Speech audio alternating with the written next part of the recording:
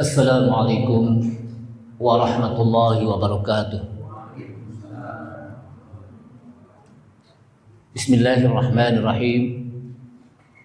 Alhamdulillahi hamdan katsiran tayyiban mubarakan fi kama yuhibbu rabbuna wa yardah. Asyhadu an la ilaha illallah wahdahu la syarika lah wa la na'budu illa iyyah. Wa asyhadu anna Muhammadan 'abduhu wa rasuluhu la nabiyya ba'dah. Allahumma shalli wa sallim ala nabiyyina al-karim Muhammad ibn Abdullah wa ala alihi wa sahbihi wa tabi'ihim wa man tabi'ahum bi ihsanin ila yaumil qiyamah. Amma ba'du, qala Allah ta'ala fi kitabihil karim wa huwa asdaqul qailin. Ya ayyuhalladzina amanu taqullaha haqqa tuqatih wa la tamutunna illa wa antum muslimun. Ya ayyuhalladzina amanu taqullaha wa qulu qawlan sadida yuslih lakum a'malakum wa yaghfir lakum dhunubakum. Wa man yuti'illaha wa rasulahu faqad faza fawzan 'azima. Wa qala Rasulullah sallallahu alaihi wasallam fa inna asdaqal hadits kitabullah ta'ala wa khairal huda huda Muhammadin sallallahu alaihi wasallam wa syarral umuri muhdatsatuha wa kullu muhdatsatin bid'ah wa kullu bid'atin dhalalah wa kullu dhalalatin finnar. Ma'asyiral muslimin rahimani Allah wa rahimakum, hadirin jamaah Masjid Al-Fatah yang mudah-mudahan dirahmati Allah Subhanahu wa taala. Puji syukur senantiasa kita sampaikan kepada Allah Subhanahu wa taala yang telah memberikan taufik serta hidayahnya kepada kita sekalian, sehingga dengan taufik dan hidayahnya kita sama-sama kembali bisa hadir di majlis yang mulia ini, majlis yang disebutkan oleh Rasulullah sallallahu alaihi wasallam sebagai raudhah min riyadil jannah. Mudah-mudahan kehadiran kita di sini menjadi wasilah kita untuk Allah Subhanahu wa taala masukkan kita ke dalam surganya. Salawat serta salam tak lupa kita sampaikan kepada Nabi kita Nabi Muhammad sallallahu alaihi wasallam beserta para keluarganya, para sahabatnya, para pengikutnya yang senantiasa istiqamah di dalam menjalankan sunnah-sunnahnya. Ma'asyiral muslimin, a'azzani Allah wa iyyakum, kaum muslimin yang mudah-mudahan dimuliakan Allah Subhanahu wa taala. Malam ini kita masih melanjutkan tentang bab yang berkenaan babu ma jaa fir riya. Satu bab yang menjelaskan tentang masalah riya. Karena riya disebutkan oleh para ulama, termasuk juga Syekh Shalih Fauzan dalam kitab Tauhid ini, dia termasuk bagian dari asyirku, perbuatan syirik. Nah, oleh karena itulah Allah Subhanahu wa taala menyebutkan dalam ayat Al-Qur'an, "Qul innama ana basyarum mithlukum yuha ilayya annama ilahukum ilahu wahid." Qul innama ana basyarum mithlukum yuha. Katakan hai Muhammad, innama ana, sesungguhnya ana saya, basyarun seorang manusia, mithlukum seperti kalian, yuha ilayya diwahyukan kepadaku, annama ilahukum ilahu wahid. Wahyu tersebut berbunyi annama ilahukum ilahu wahid, sesungguhnya ilah kalian adalah ilah yang esa, ilah yang satu. Ayat ini sebetulnya secara sempurna dilanjutkan dengan kalimat faman kana yarju liqa'a rabbih falyamal 'amalan shalihan wa la yusyrik bi'ibadati rabbih ahada. Faman kana yarju liqa'a rabbih, barang siapa yang berharap untuk berjumpa kepada liqa'a rabbih, kepada Rabbnya, falyamal 'amalan shalihan, maka hendaklah dia beramal soleh, wala yusyrik bi'ibadati rabbih ahada, dan dia tidak menyekutukan bi'ibadati rabbih, di dalam beribadah kepada Rabbnya, ahada, kepada siapapun juga.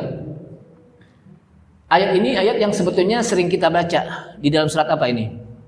Surat Al-Kahfi, ya, setiap malam Jumat.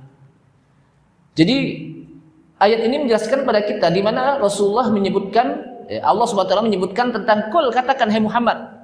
Jadi Allah SWT mengajarkan kepada Nabi kita Nabi Muhammad SAW, Kul, katakan hai Muhammad, innama ana basyarun. Sesungguhnya saya ini seorang bashar, seorang manusia. Saya sering katakan bahwa Allah Subhanahu wa taala menyebutkan kata manusia di dalam Al-Qur'an dengan berbagai macam kata. Kadang disebutkan dengan An-Nas dalam bentuk jamak, manusia. Makanya ada surat An-Nas. Kadang disebut dengan Al-Insan dalam bentuk tunggal. Kadang juga disebut dengan Bani Adam. Bani Adam itu juga artinya manusia, anak Adam. Kalau yang namanya anak Adam pasti apa? Manusia. Nabi Adam kan anaknya apa? Ya manusia. Karena Nabi Adam itu melahirkan apa? Dengan istrinya melahirkan manusia. Makanya disebut apa? Bani Adam. Dan kadang juga disebut Al-Insu. Kalau tadi Al-Insan, maka kadang disebut dengan Al-Insu. Ketika digandeng dengan jin, wa ma khalaqtul jinna wal insa, tidak al-insana tapi wal insa, al-insu. Dan kadang disebut dengan basyarun. Nah, masing-masing kata ini memiliki pemahaman yang walaupun diartikan dalam bahasa kita tetap manusia, tapi memiliki perbedaan dalam apa? Kandungan maknanya. Walaupun diterjemahkan ke dalam bahasa Indonesia apa? Dengan kalimat apa? Manusia. Karena memang kadang-kadang bahasa Al-Quran, bahasa Arab, ketika ditranslate, diterjemahkan ke dalam bahasa kita, bahasa Indonesia, itu kadang belum tentu bisa mewakili. Nah, untuk bisa tahu tentang apa itu artinya, maka perlu ada yang disebut dengan tafsir. Jadi kita tidak hanya sebatas untuk apa? Memahami Al-Quran dengan hanya sebatas translate, hanya sebatas apa? Terjemahan doang. Tapi di sana juga perlu dengan apa? Penafsiran. Karena kalau hanya sebatas terjemahan, kadang terjemahan itu belum tentu bisa mewakili di dalam memahami apa? Al-Quran. Maka di sana ada yang dikenal dengan apa? Tafsir. Kul, katakan hai Muhammad, innama ana basyarun. Sesungguhnya saya ini basyar, seorang manusia. Ya. Untuk menjelaskan bahwa Rasulullah itu bukan malaikat, bukan juga jin, tapi dia basyar. Kenapa disebut basyar? Artinya secara anatomi manusia sama dengan kita. Rasulullah apa? Rasulullah SAW sama dengan kita, pakai makan, pakai minum. Rasulullah pakai makan, pakai minum nggak? Pakai nikah, pakai sakit, pakai ngantuk. Cuman ngantuknya Rasulullah lain sama kita. Kalau kita di mana aja ngantuk. Di majlis ilmu aja pakai ngantuk kan? Tapi Rasulullah enggak. Ya. Tapi itu artinya bahwa Rasulullah itu apa? Sama. Maka disebutkan apa? Ayat ini menjelaskan bahwa Rasulullah itu bukan malaikat, bukan juga apa? Jin, tapi dia apa? Basyar, seorang manusia. Karena manusia nggak boleh kita sembah. Sebagaimana orang-orang Nasrani menyembah Isa alaihissalam, atau sebagaimana orang-orang Yahudi menyembah kepada apa? Uzair ibnullah. Mereka mengatakan Uzair itu apa? Ibnullah, anaknya apa? Allah. Kemudian para rasul basyarun. Artinya dalam tafsir ini, kalau begitu Rasul itu seorang manusia. Wa kullu rusul minal basyar. Dan setiap Rasul, baik dari Nabi Adam sampai Nabi kita Nabi Muhammad SAW, yang Allah Subhanahu wa ta'ala utus Nabi dan Rasul 124.000 Nabi dan Rasul dalam sebuah riwayat, itu semuanya manusia.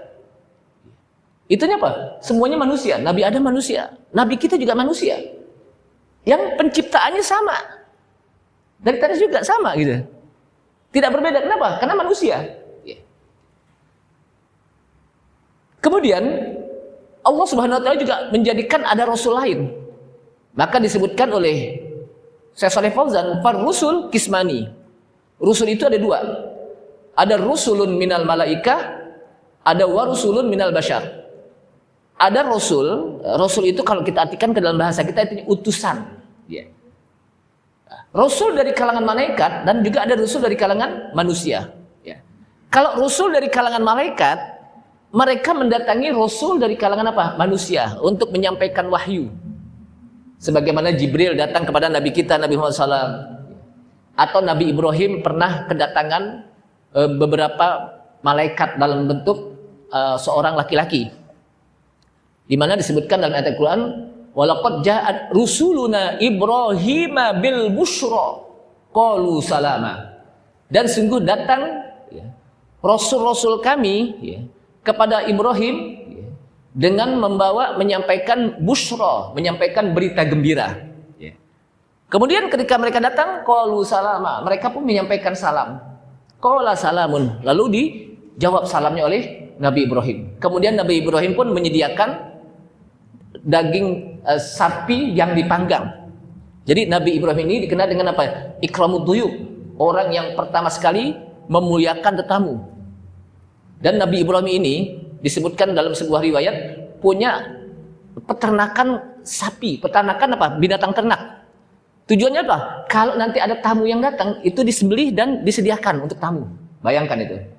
Kenapa? Karena menghormati tamu itu bagian dari keimanan. Karena Rasulullah SAW menyebutkan man kana yu'minu billahi wal yaumil akhir falyukrim dhaifahu. Barang siapa yang beriman kepada Allah dan hari akhir, falyukrim dhaifahu, maka hendaklah dia memuliakan, menghormati tetamunya. Artinya menghormati tetamu, memuliakan tetamu itu masuk bagian dari al-iman billahi wal yaumil akhir. Jadi disebutkan di sini Rasul itu dari kalangan malaikat. Dan juga ada yang dari kalangan manusia. Rasul baik dari kalangan malaikat maupun dari kalangan manusia itu Allah Subhanahu wa taala pilih. Bukan keinginan dia. Bukan keinginan apa dia. Saya mau jadi rasul. Saya ingin menjadi nabi, sehingga dia ngaku dia jadi nabi. Makanya kan banyak orang yang apa? Keinginan dia menjadi nabi kan gitu. Padahal apa? Enggak dipilih oleh Allah Subhanahu wa taala. Maka Allah SWT menyebutkan Allahu yastafi minal malaikati rusulan wa minan nasi. Allahu yastafi, Allah memilih, istafa. Allah memilih minal malaikah, dari kalangan malaikat, rusulan. Ada yang menjadi rasul-rasul. Wa minan nasi, dan dari kalangan manusia juga ada yang jadi rasul. Kalau dilihat dari sini berarti rasul itu bisa dari kalangan malaikat, juga bisa dari kalangan apa? Manusia. Tidak ada dari kalangan jin. Dan Rasul yang Allah Subhanahu wa taala utus di tengah-tengah kita itu dari kalangan manusia, dan itu bagian dari karunia Allah Subhanahu wa taala. Laqad manallahu 'alal mu'minina idz ba'atsa fihim rasulan min anfusihim.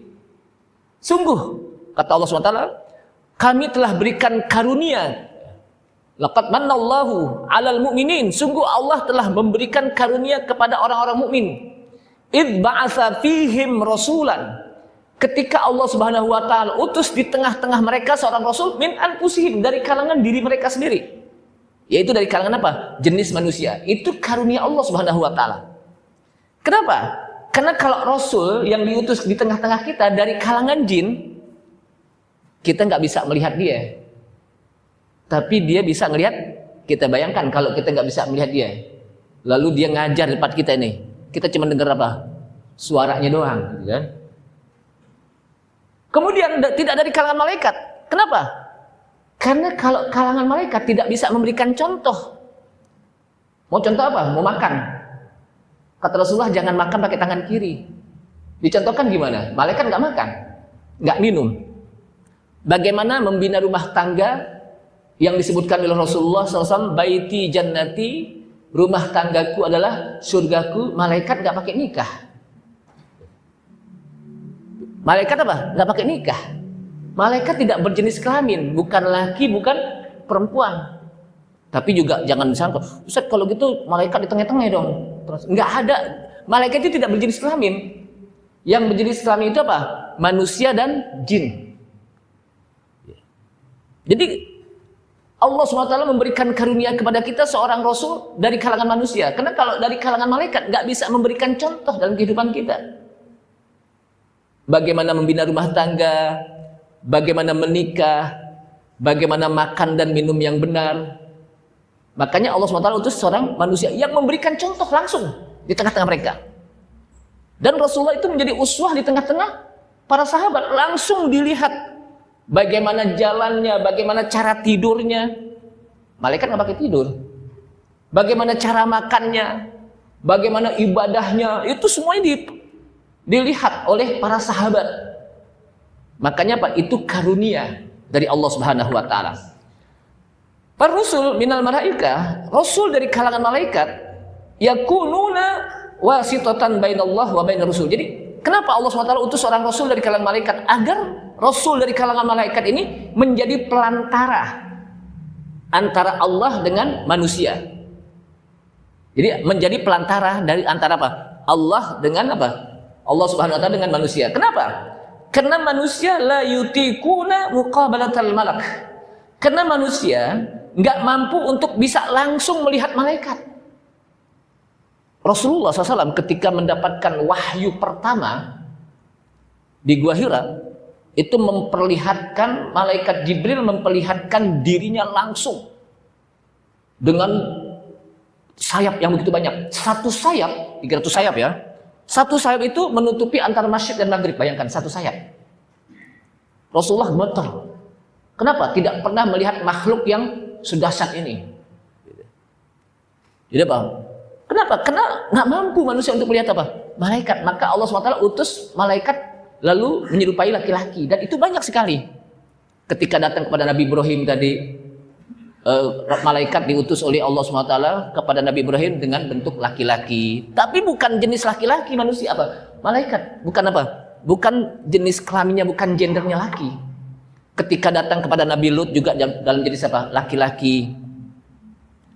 Ketika datang kepada Nabi kita, Nabi Muhammad SAW, yang dikenal dengan hadis Jibril, ya.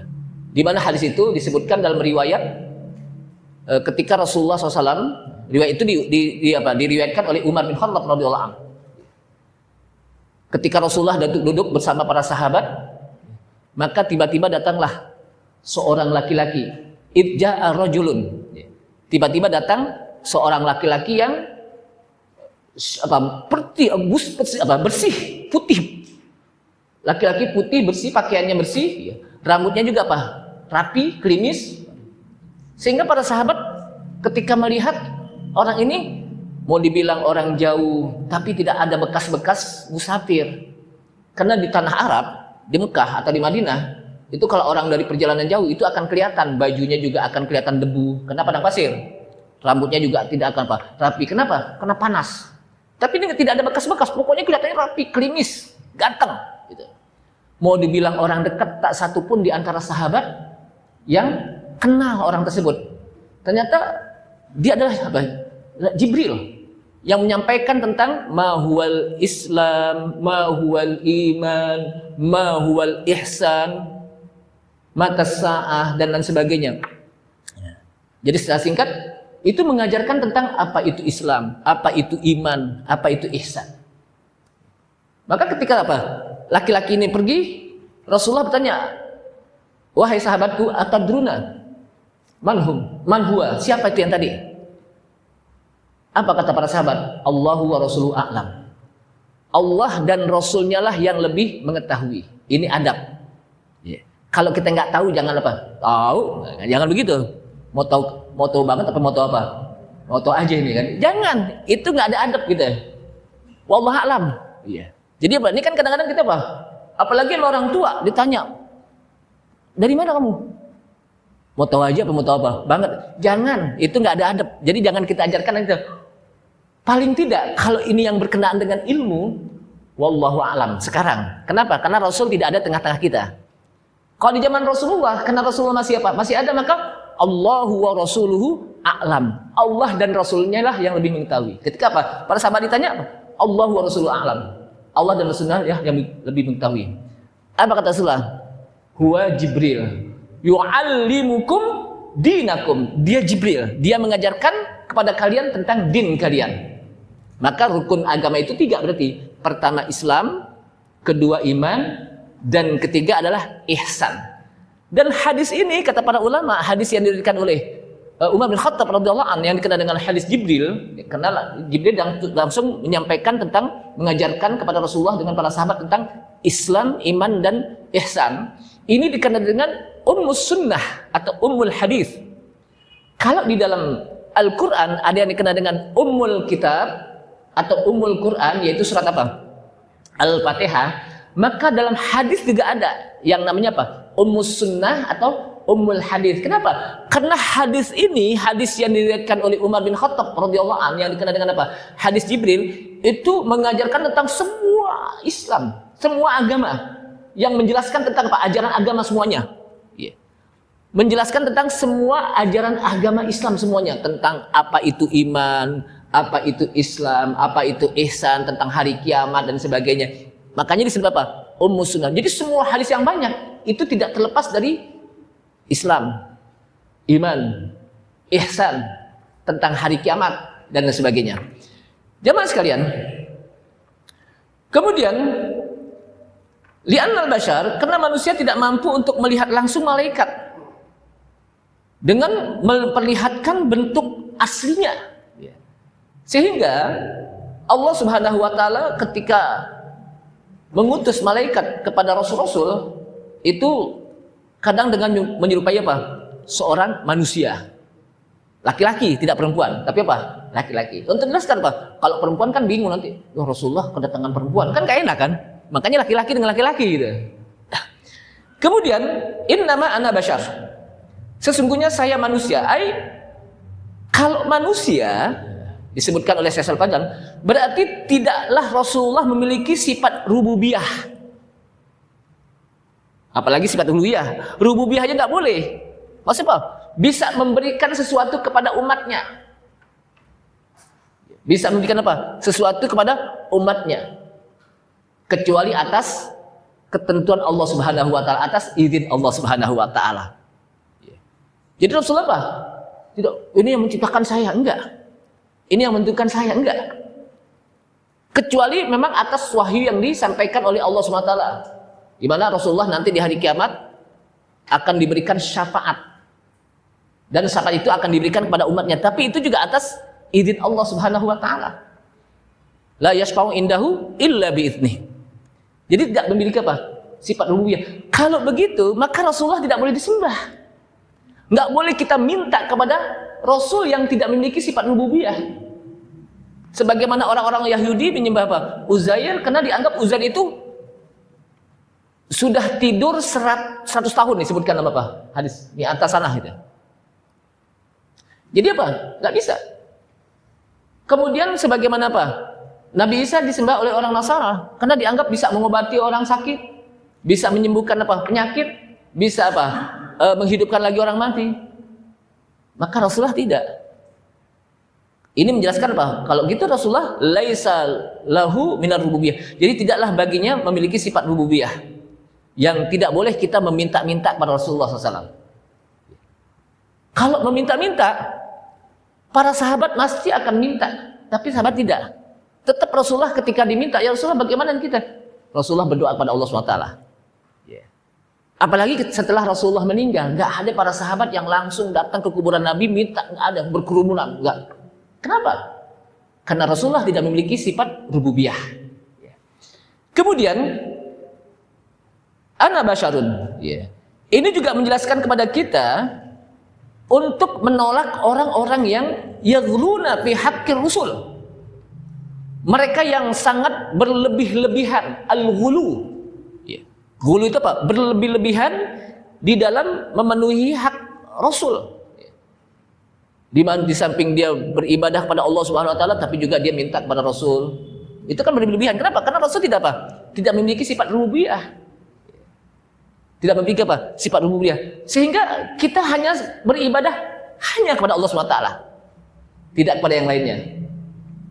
Tapi kan doa saya kan kalau nggak melalui Rasul kan nggak sampai. Tidak.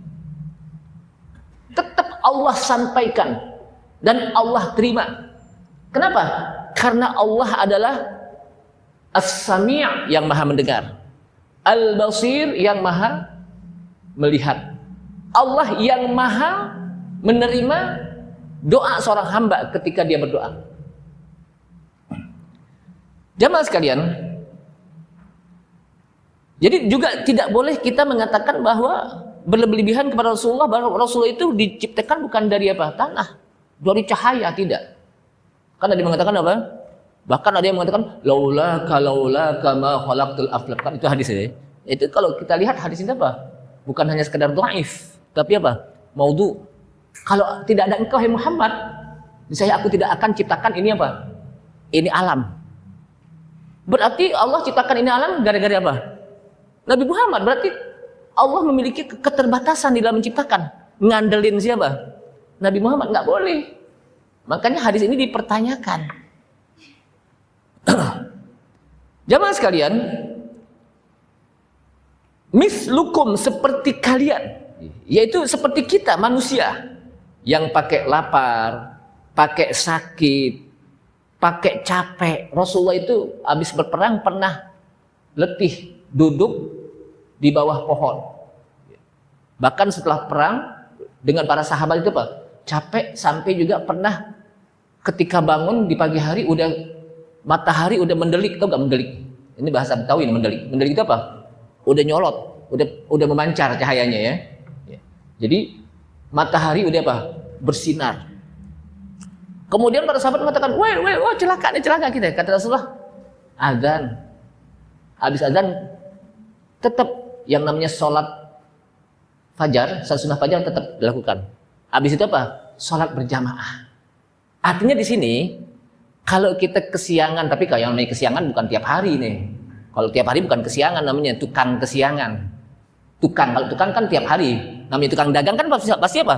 Tiap hari kan. Ini juga gitu. Kalau tiap hari namanya bukan apa? Bukan kesiangan. Kesiangan itu cuma sekali-sekali. Dan Rasul itu saat itu aja. Artinya apa? Kalau kita kesiangan, salat subuh, tetap masih disunahkan salat sunnah apa? Fajar. Salat sunnah apa? Fajar. Ini mendatangkan fajar. Dan langsung dikerjakan, jangan tartar dulu. Jangan antar dulu, ngopi dulu. Sayang nih masih ada apa? Combrok, sayang nanti. Sholat dulu, ngopi bisa ntar gitu. Jadi langsung, jangan tar-taran gitu. Habis udah terlambat, Ustaz udah kesiangan. Iya, itu justru itu. Kenapa? Mengambil hadis kalau Anda ketiduran atau kelupaan, sholatlah langsung. Jangan ditunda-tunda. Jamaah sekalian. Jadi Rasulullah pakai capek, pakai lapar, pakai letih gitu. Seperti manusia yang berlaku dengan sifat-sifat kemanusiaan. Dengan apa? Memiliki sifat-sifat apa? Kemanusiaan yang pakai capek. Yang ketika ditimpuk bisa berdarah. Rasulullah kan pernah ditimpuk oleh orang-orang Taif. Masyarakat Taif. Ketika Rasulullah menyampaikan apa? Dakwah di daerah Taif. Taif itu di mana itu? Di Madinah. Sampai di sana Rasulullah bukan disambut. Tapi diapain? Disambit. Bayangkan, seorang Rasul disambit. Kemudian Rasulullah duduk-duduk di sebuah tempat kebun kurma. Kemudian datanglah malaikat Jabal datang. Yang penunggu gunung. Rasulullah, Allah menyampaikan salam. Kalau engkau izinkan saya untuk menghimpit kaum Taif dengan dua bukit ini, maka saya akan apa? Himpit mereka. Apa Rasulullah? Karena cintanya kepada umatnya, jangan. Arju min aslabihim ya'budunallah wa la yusyrikuna bihi syai'an. Karena saya masih mengharapkan dari mereka keturunannya, walaupun mereka ini sekarang ini orang-orang Taif, masyarakat Taif nggak ada yang menyembah Allah, tapi saya mengharapkan nanti dari keturunannya ada yang menyembah Allah Subhanahu wa taala dan tidak menyekutukan Allah Subhanahu wa taala. Kemudian Rasulullah pun berdoa, Allahumma hdi qaumi fa innahum la ya'lamun. Inilah cintanya Rasulullah kepada kita. Ya Allah, berikanlah hidayah kepada kaumku. Sesungguhnya dia nggak tahu kalau saya ini apa? Seorang Rasul. Kira-kira kalau kita ditawarin, kita udah disakitin orang nih, ada yang nawarin, mau nggak saya ini? Oh, udah lanjutin aja. Tapi Rasulullah enggak, karena saking sayangnya kepada umatnya. Cuman masalahnya sayang nggak kita, cinta nggak kita kepada Rasulullah SAW? Atau kita hanya sebatas cinta kita hanya sebatas mulut? Kita sudah pernah menjelaskan tentang mahabbah ya. Qul in kuntum tuhibbunallaha fattabi'uni yuhibbukumullah. Jadi, atau kalau kita cinta, apakah kecintaan kita kepada Rasulullah SAW diterima nggak nanti di akhirat? Jangan sampai kita cinta kepada Rasulullah hanya sebatas mulut. Nah, oleh karena itulah jamaah sekalian rahimakumullah, Rasulullah itu apa?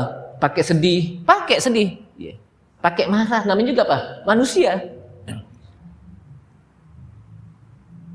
Kemudian jamaah sekalian rahimakumullah, nah dari sini bahwa perbedaan Rasulullah SAW dengan kita atau para rasul dengan manusia yang lain adalah imtaza alaihi salatu wasalam anil bashar birisalah. Jadi perbedaan antara manusia secara umum dengan rasul yang walaupun dia adalah manusia, perbedaannya adalah dengan berisalah, dengan mendapatkan wahyu.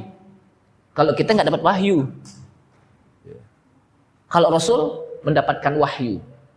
Dan rasul yang penutup rasul adalah nabi kita, Nabi Muhammad SAW. Jadi kalau sekarang ini ada yang ngaku sebagai nabi, apalagi sebagai rasul, orang itu kedzab. Dan wajib kita nggak boleh percaya. Kalau ada orang yang ngaku sekarang nih, oh ane nabi nih, ane rasul nih, wajib kita nggak apa? Nggak percaya. Wajib tuh. Kenapa? Karena sudah ditutup kenabian, pintu kenabian dan kerasulan oleh nabi kita, Nabi Muhammad SAW. Jadi yang membedakan itu adalah risalah, wahyu, dan kesempurnaan di dalam ibadahnya. Bagaimana Nabi kita, Nabi Muhammad SAW memiliki ibadah yang sangat sempurna dari segi aspek apapun juga. Maka pantas beliau disebut dengan uswatun hasanah. Menjadi contoh teladan dalam kehidupan kita, baik dari sisi akhlak maupun dari sisi ibadah. Wajib kita mencontoh pada Rasulullah SAW. Dari sisi apa saja? Dari sisi ibadahnya Rasulullah sampai bengkak-bengkak kakinya. Kita pernah nggak sholat sampai bengkak-bengkak kaki kita? Enggak, Ustadz. Paling kalau bengkak karena kebanyakan makan kolesterol kali kan gitu. Tapi Rasulullah enggak, memang bengkak itu karena saking lamanya berdiri. Jadi Rasulullah itu kalau sudah masalah sholat itu menjadi qurrata'yun. Menjadi sebuah yang menyenangi dia. Menyenangi apa? Beliau tentang apa? Sholat. Dari sisi akhlak, jangan ditanya lagi Rasulullah. Akmalul khalqi. Jadi manusia yang akhlaknya paling tinggi sampai Allah SWT memuji bukan hanya ibadah, bukan ibadahnya sampai bengkak-bengkak kakinya, bukan puasanya walaupun Rasulullah Senin Kemis terus saum sunnah juga beliau lakukan. Tapi yang dipuji wa innaka la'ala khuluqin azim.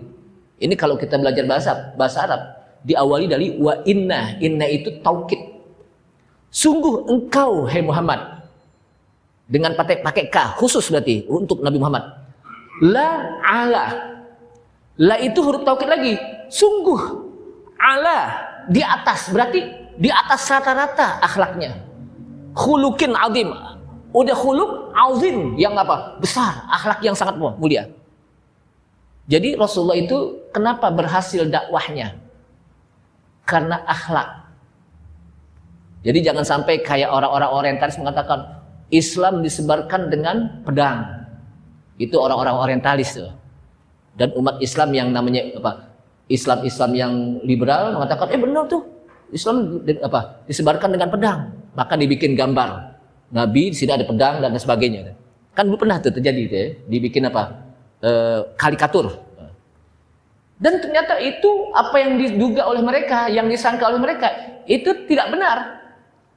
Kenapa? Karena Rasulullah itu menyebarkan Islam dengan akhlak beliau. Kenapa? Karena sebelum beliau menjadi seorang Rasul, seorang Nabi, itu dikenal dengan Al-Amin. Jadi Rasulullah sebelum menjadi Rasul, sebelum Nabi, itu udah nyohor kalau bahasa kita. Udah masyhur kalau beliau itu dikenal dengan Al-Amin di kalangan mereka. Di orang-orang Quraisy dan di semua kabilah. Sehingga mereka tahu betul bagaimana kejujuran beliau. Tapi kenapa kok nggak ada yang apa? Ada juga orang yang nggak dapat tidak mau masuk Islam ya karena masalah hidayah. Kenapa? Karena yang namanya akhlak siapapun akan mengatakan ketika Abu Jahal ditanya, Abu Jahal bagaimana akhlak Muhammad? Barang siapa yang mengatakan Muhammad itu tukang bohong, orang itu yang tukang bohong. Man qala Muhammadun kadzdzaba faqad kadzdzaba. Jadi man kana Muhammadun kadzdzaba faqad kadzdzaba. Barang siapa yang mengatakan Muhammad itu tukang bohong, orang itu yang ngomong yang tukang bohong. Itu musuhnya. Bagaimana dengan para sahabat? Jamaah sekalian. Kemudian yuha. Yuha itu berarti wahyu dari Allah Subhanahu wa taala. Dengan melalui siapa? Biwasitati Jibril alaihissalam. Sebagaimana Rasul-Rasul lain juga mendapatkan wahyu melalui apa? Malaikat Jibril. Dan menyampaikannya tentang apa yang diwahyukan oleh Allah SWT berupa syariat, hukum, tentang masalah ibadah. Salah satunya yang diwahyukan yang paling inti adalah innama ilahukum ilahu wahid. Sesungguhnya ilah kalian adalah ilah yang wahid.